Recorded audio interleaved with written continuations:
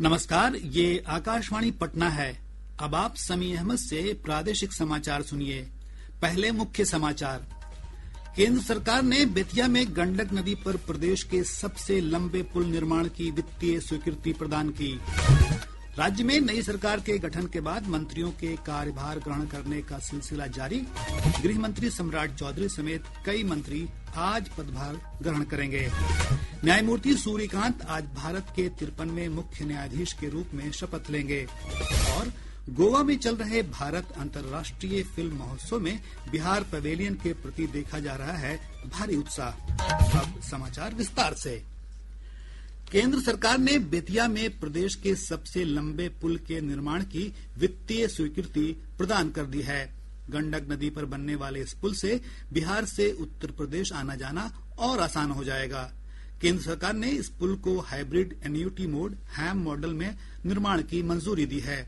इसके तहत चयनित एजेंसी को लागत राशि का 60% खर्च स्वयं करना होगा, जबकि शेष राशि का वहन केंद्र सरकार करेगी। 12 किलोमीटर लंबे इस पुल को बनाने में 1976 करोड़ रुपए खर्च होने का अनुमान है। इस पुल का निर्माण राज्य पुल निर्माण निगम के जरिए किया जाएगा। अब इस प्रस्ताव को अंतिम मंजूरी के लिए केंद्रीय कैबिनेट के समक्ष रखा जाएगा। राज्य में नई सरकार के गठन के बाद विभिन्न विभागों के मंत्रियों का कार्यभार ग्रहण करने का सिलसिला जारी है। आज कई मंत्री अपने विभाग का कार्यभार संभालेंगे। गृह मंत्री सम्राट चौधरी आज अपना पदभार ग्रहण करेंगे। इनके अलावा ग्रामीण विकास मंत्री श्रवण कुमार, पथ निर्माण और नगर विकास एवं आवास मंत्री नितिन नबीन समेत कई मंत्रियों के आज पदभार ग्रहण करने की संभावना है। गौरतलब है कि जल संसाधन विभाग मंत्री विजय कुमार चौधरी, समाज कल्याण मंत्री मदन सहनी, सूचना प्रौद्योगिकी मंत्री श्रेयसी सिंह, ग्रामीण कार्य मंत्री अशोक चौधरी, पंचायती राज मंत्री दीपक प्रकाश और गन्ना उद्योग मंत्री संजय कुमार पहले ही अपने अपने विभागों का पदभार ले चुके हैं। सीतामढ़ी के पुनौरा धाम में बन रहे भव्य जानकी मंदिर का निर्माण कार्य अगले 42 महीनों के अंदर पूरा कर लिया जाएगा। पर्यटन मंत्री अरुण शंकर प्रसाद ने पुनौरा धाम में पूजा अर्चना के बाद पत्रकारों से बातचीत में यह जानकारी दी। श्री प्रसाद ने कहा कि मंदिर की भूमि का सीमांकन कार्य आज से शुरू किया जाएगा। भगवान श्री राम मंदिर का जिस प्रकार से निर्माण हुआ है, उसी तर्ज पर माँ सीता के मंदिर का निर्माण यहाँ होना है। उसके लिए भूमि अधिग्रहण का काम पूरा हो गया है और उसमें अब हम बाउंड्री के जो फिनिशिंग होगा उसका सीमांकन का काम होगा और जिस दिन से निर्माण शुरू होगा उसके 42 महीने के बाद हम इस काम को पूरा कर देने की चुनौती को स्वीकार करते हुए इस विभाग का हम पदभार ग्रहण करेंगे। न्यायमूर्ति सूर्यकांत आज भारत के मुख्य न्यायाधीश के रूप में शपथ लेंगे। राष्ट्रपति द्रौपदी मुर्मू राष्ट्रपति भवन में उन्हें पद की शपथ दिलाएंगी। न्यायमूर्ति सूर्यकांत देश के 53वें मुख्य न्यायाधीश होंगे। वे न्यायमूर्ति भूषण आर गवई का स्थान लेंगे, जो कल सेवानिवृत्त हो गए। एक रिपोर्ट। 1962 में हिसार हरियाणा में जन्मे न्यायमूर्ति सूर्यकांत ने 1984 में हिसार जिला न्यायालय में वकालत शुरू की। संवैधानिक, सेवा और सिविल मामलों में उनकी विशेषज्ञता रही है। उन्होंने कई विश्वविद्यालयों, बोर्डों, निगमों, बैंकों और खुद उच्च न्यायालय का प्रतिनिधित्व किया है। न्यायमूर्ति सूर्यकांत को जुलाई 2000 में हरियाणा का सबसे युवा महाधिवक्ता होने का गौरव प्राप्त हुआ। 2004 में उन्हें पंजाब एवं हरियाणा उच्च न्यायालय में स्थायी न्यायाधीश के रूप में पदोन्नत किया गया। अक्टूबर 2018 में न्यायमूर्ति सूर्यकांत को हिमाचल प्रदेश उच्च न्यायालय का मुख्य न्यायाधीश नियुक्त किया गया। मई 2019 में उन्हें सर्वोच्च न्यायालय के न्यायाधीश के रूप में पदोन्नत किया गया। भारत के मुख्य न्यायाधीश के रूप में न्यायमूर्ति सूर्यकांत का कार्यकाल लगभग 15 महीने का होगा। अनुपम मिश्र, आकाशवाणी समाचार, दिल्ली। केंद्र सरकार ने श्रम कानूनों को सरल और प्रभावी बनाने के लिए 4 प्रमुख श्रम संहिताओं को 21 नवंबर से लागू कर दिया है।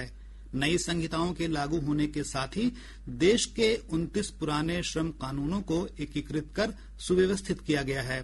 श्रम संगठन समन्वय केंद्र के राष्ट्रीय महासचिव शिव प्रसाद तिवारी ने श्रम संहिता सुधारों का स्वागत किया है। उन्होंने इसे ऐतिहासिक कदम बताया, जिससे 45 करोड़ असंरक्षित श्रमिक सामाजिक सुरक्षा के दायरे में लाए जा सकेंगे और देश के कार्यबल में क्रांतिकारी बदलाव होगा।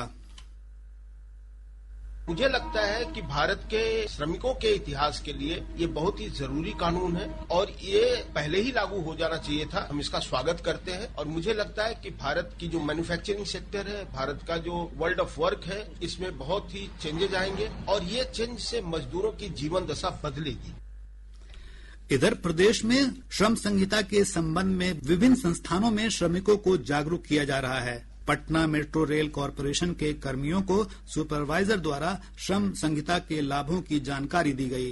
नई श्रम संहिताएं मजदूरों के अधिकार, सुरक्षा और पारदर्शिता को सुदृढ़ करती हैं।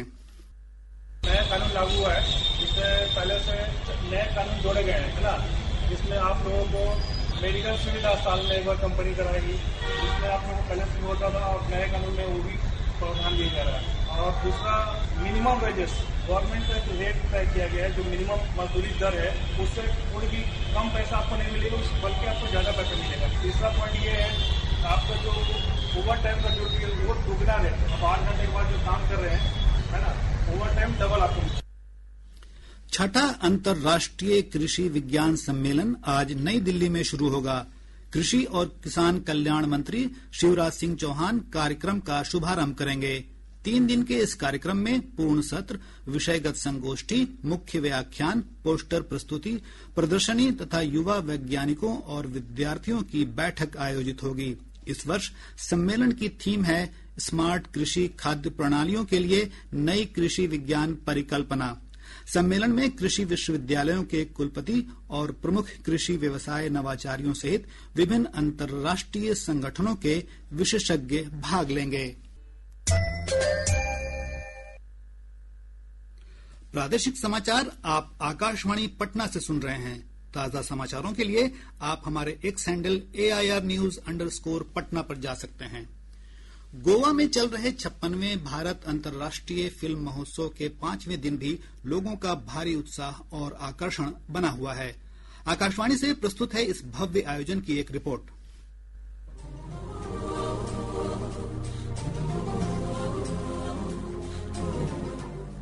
कलाकारों और सिने प्रेमियों की चहल पहल तथा सितारों से सजे रेड कारपेट, वेव्स फिल्म बाजार और लगातार फिल्मों की स्क्रीनिंग तक, इस उत्सव ने गोवा को रचनात्मकता के जीवंत रंगों के साथ सिनेमाई संस्कृति में रंग दिया है। महोत्सव का चौथा दिन कल भारत की अलग अलग तरह की सांस्कृतिक प्रस्तुतियों से गुलजार रहा। यहाँ आने वाले दर्शकों को बिहार, ओडिशा, हिमाचल प्रदेश, कश्मीर और असम के लोक नृत्य तथा लोक गीतों का शानदार नजारा देखने को मिला। वहीं कई छोटे फिल्म निर्माता इफ्फी में भारतीय सिनेमा को विविधतापूर्ण बनाए हुए हैं। इसका उदाहरण बंगाली फिल्म BFA नहीं है। ये फिल्म आधुनिक रिश्तों की भावनात्मक जटिलताओं को दर्शाती है, जो शहरी परिवेश में प्रेम संबंध, पारिवारिक संघर्ष और बदलते मूल्यों को छूती है। इफ्फी दुनिया भर के फिल्म निर्माताओं को भी एक ही छत के नीचे ला रहा है। कई अंतर्राष्ट्रीय निर्देशक यहाँ अपनी फिल्मों का प्रदर्शन कर रहे हैं। जापान की कंट्री फोकस फिल्म टाइगर और सी साइड सेरेंडिपिटी कल मीडिया इंटरेक्शन के दौरान चर्चा के केंद्र में रही। इसके अलावा न्यूजीलैंड के फिल्म निर्माता रॉबर्ट सर्कीस की फिल्म पाइक रिवर, अन्ना ओसबर्न और सोनिया रॉकहाउस की एक सशक्त कहानी है, जो इस वक्त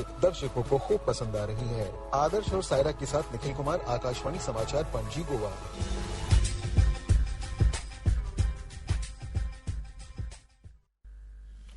फिल्म महोत्सव में बिहार पवेलियन के प्रति लोगों में भारी उत्साह देखा जा रहा है। बिहार फिल्म निगम के प्रबंध निदेशक प्रणव कुमार ने प्रदेश में फिल्म की शूटिंग वाले स्थलों का डेटाबेस प्रदर्शित किया है। उन्होंने बताया कि निर्माताओं की सुविधा के लिए 1 विंडो क्लियरेंस सिस्टम लागू किया गया है। साथ ही सभी जिलों में नोडल अधिकारी भी नियुक्त किए गए हैं। सिखों के 9वें गुरु श्री गुरु तेग बहादुर का शहीदी दिवस आज मनाया जा रहा है। श्री गुरु तेग बहादुर के बलिदान को हर वर्ष शहीदी दिवस के रूप में याद किया जाता है। वर्ष 1675 में आज ही के दिन श्री गुरु तेग बहादुर जी ने धर्म, मानवीय मूल्यों, आदर्शों और सिद्धांतों की रक्षा के लिए अपने प्राणों का बलिदान दिया था। गुरु तेग बहादुर ने पूरे देश में गुरु नानक देव के संदेशों का प्रसार किया। उन्होंने 116 शब्द और 15 रागों की रचना की। उनके संदेश आदि ग्रंथ में निहित हैं। शहीदी दिवस के अवसर पर देश भर के विभिन्न गुरुद्वारों में कई कार्यक्रम आयोजित किए जा रहे हैं। पटना स्थित तख्त हरिमंदिर साहिब में इस अवसर पर अखंड पाठ का आयोजन किया जा रहा है। इधर अररिया के फॉरबिसगंज स्थित गुरु सिंह सभा गुरुद्वारा में शबद कीर्तन, गुरु का अरदास के साथ ही गुरु का प्रसाद वितरित किया जाएगा। सोशल मीडिया पर प्रधानमंत्री नरेंद्र मोदी और अलीनगर से नवनिर्वाचित विधायक मैथिली ठाकुर की आपत्तिजनक तस्वीर पोस्ट करने के मामले में गुजरात से एक किशोर को गिरफ्तार किया गया है। बिहार और गुजरात पुलिस की संयुक्त टीम ने यह कार्रवाई की है। मामले में दरभंगा साइबर थाने में प्राथमिकी दर्ज की गई है। आर्यभट्ट ज्ञान विश्वविद्यालय का 9वां दीक्षांत समारोह आज आयोजित होगा। दीक्षांत समारोह का उद्घाटन राज्यपाल आरिफ मोहम्मद खां करेंगे। समारोह में 63 छात्रों को गोल्ड मेडल से सम्मानित किया जाएगा। समारोह में राज्य के मुख्य सचिव प्रत्यय अमृत और इलाहाबाद उच्च न्यायालय के न्यायाधीश पीयूष अग्रवाल को मानद उपाधि से सम्मानित किया जाएगा।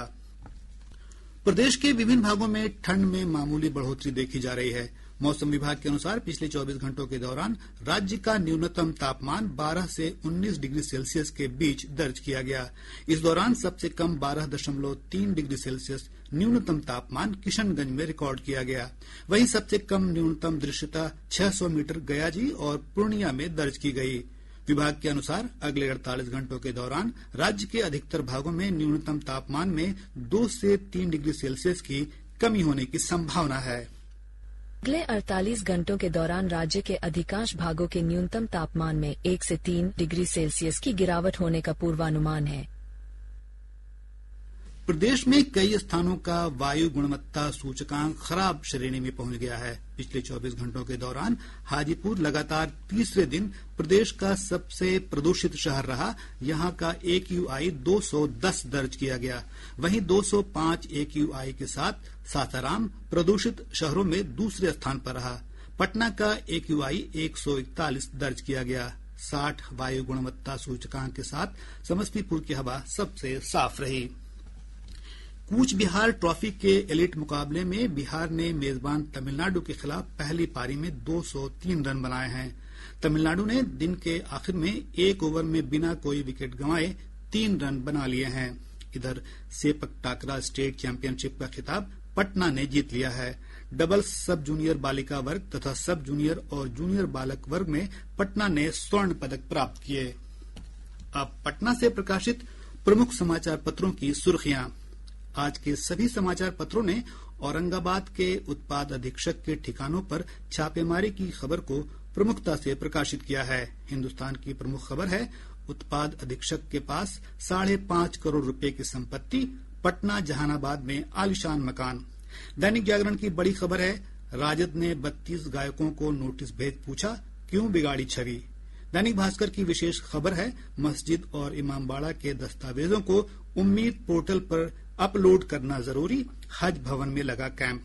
प्रभात खबर लिखता है, अब घर में बनेगा डिजिटल लाइफ सर्टिफिकेट, डाक विभाग से मात्र 70 रुपए में मिलेगी ये सुविधा। आज अखबार ने रक्षा मंत्री राजनाथ सिंह के बयान पर शीर्षक लगाया है, सिंध हमेशा भारत का हिस्सा रहेगा। एक अन्य खबर में अखबार लिखता है, बिहार सरकार सनातन धर्म को देगी बढ़ावा, सभी 38 जिलों में नियुक्त होंगे संयोजक। राष्ट्रीय सहारा ने नवनिर्वाचित विधायकों को जल्द आवास आवंटित किए जाने की खबर दी है। और अब अंत में मुख्य समाचार एक बार फिर। केंद्र सरकार ने बेतिया में गंडक नदी पर प्रदेश के सबसे लंबे पुल निर्माण की वित्तीय स्वीकृति प्रदान की। राज्य में नई सरकार के गठन के बाद मंत्रियों के कार्यभार ग्रहण करने का सिलसिला जारी। गृह मंत्री सम्राट चौधरी समेत कई मंत्री आज पदभार ग्रहण करेंगे। न्यायमूर्ति सूर्यकांत आज भारत के 53वें मुख्य न्यायाधीश के रूप में शपथ लेंगे। और गोवा में चल रहे भारत अंतर्राष्ट्रीय फिल्म महोत्सव में बिहार पवेलियन के प्रति देखा जा रहा है भारी उत्साह। इसके साथ ही आकाशवाणी पटना से प्रसारित प्रादेशिक समाचार का ये अंक समाप्त हुआ। आकाशवाणी पटना से अगला समाचार बुलेटिन दोपहर 2 बजे प्रसारित किया जाएगा।